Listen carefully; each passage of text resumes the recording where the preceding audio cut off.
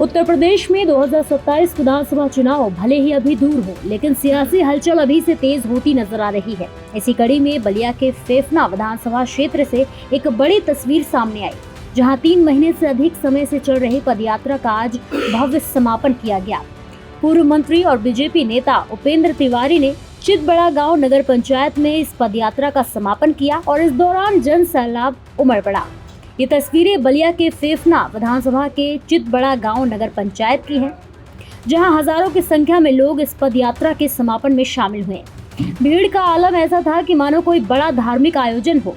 पुरुष, महिलाएं और युवा भारी संख्या में मौजूद रहे। कार्यक्रम के दौरान बुलडोजर पर चढ़कर फूलों की वर्षा की गई, जिसने पूरे माहौल को उत्साह और जोश से भर दिया। दरअसल पूर्व मंत्री और फेफना के पूर्व विधायक उपेंद्र तिवारी द्वारा आपकी सरकार आपके द्वार अभियान के तहत ये पदयात्रा करीब 3 महीने 10 दिन तक लगातार चलाई गई, जिसका आज औपचारिक समापन हुआ। इस पदयात्रा को 2027 चुनाव से पहले बीजेपी के शक्ति प्रदर्शन के रूप में भी देखा जा रहा है, जहां जनता से सीधा संवाद स्थापित करने की कोशिश की गई। अब सुनिए इस मौके पर क्या बोले पूर्व मंत्री उपेंद्र तिवारी। से शुरुआत हुआ और इसका समापन आज 22 मार्च 2026 को, जो फेफना विधानसभा का हर्ट कहा जाता है, चितबड़ा गांव टाउन एरिया, उसके अंदर आज समापन हो रहा है। यह पदयात्रा लगभग 3 महीना 10 दिन फेफना विधानसभा के हर गांव, हर पूर्वे, हर जात, हर धर्म, हर मत, हर मजहब और हर दल पार्टी के लोगों के दरवाजे तक जाकर के हम लोगों ने दस्तक दिया।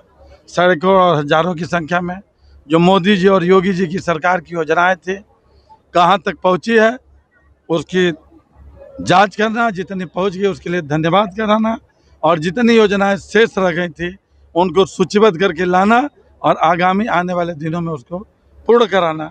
पदयात्रा का यह उद्देश्य था, सबसे मिलना जुलना, दुख सुख में शरीक होना, उनके कुशल क्षेम में भागीदार होना और उन सब लोगों का स्नेह और आशीर्वाद लेना। यह पदयात्रा का कार्यक्रम फेफना विधानसभा में 2008-9 से ही निरंतर भाव से चलता रहता है। मैं जब 12 से 17 विधायक था तो भी ये यात्रा चलती रही, और 17 से बाहर उत्तर प्रदेश के मंत्री के रूप में था। एक बड़ी जिम्मेदारी थी, उस समय भी मंत्रित्व विभाग का काम भी देखता था, और फेफना विधानसभा के अंदर भी जनता के बीच में पदयात्रा का कार्यक्रम आपकी सरकार आपके द्वार कार्यक्रम के तहत में करता था। उसी परिप्रेक्ष्य में आज इस फेफना विधानसभा के पदयात्रा का समापन कार्यक्रम, और जिन कार्यकर्ताओं ने इस पदयात्रा में जगह जगह सहयोग किया है उनका भी अभिनंदन करने का काम। और उसके पहले जो फेफना खेल महोत्सव का आयोजन हुआ था, उसमें रात हो गई, खिलाड़ियों का तो हमने सम्मान किया। जिस संस्था के खिलाड़ी थे, जिस ग्राम सभा के खिलाड़ी थे, जहाँ के प्रधान और बीडीसी और प्रमुख लोगों ने उन खिलाड़ियों को हौसला अफजाई करने के लिए ताकत प्रदान करते थे, उन सारे लोगों का भी अभिनंदन करने का कार्यक्रम आज यहाँ पे है। आप फेफना विधानसभा से विधायक भी रहे हैं, मंत्री भी रहे हैं, और 27 में अभी चुनाव भी आ रहा है। क्या सपने अभी आपको लगता है कि और हैं जो पूरे कर रहे हैं? देखिए, अभी बहुत कुछ काम हुआ है और बहुत कुछ काम करना बाकी है।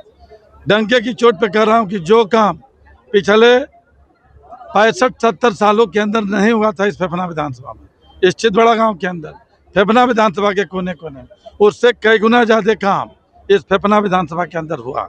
और उदाहरण के तौर पे लेना है तो यहाँ पे एक पूर्व मंत्री जी रहे हैं और आज वर्तमान विधायक हैं, उनके गांव में भी चले जाइए, जितना काम उन लोगों ने नहीं किया उससे ज़्यादा काम मैंने पिछले 5 साल के अंदर कोरोना रहने के बावजूद भी किया।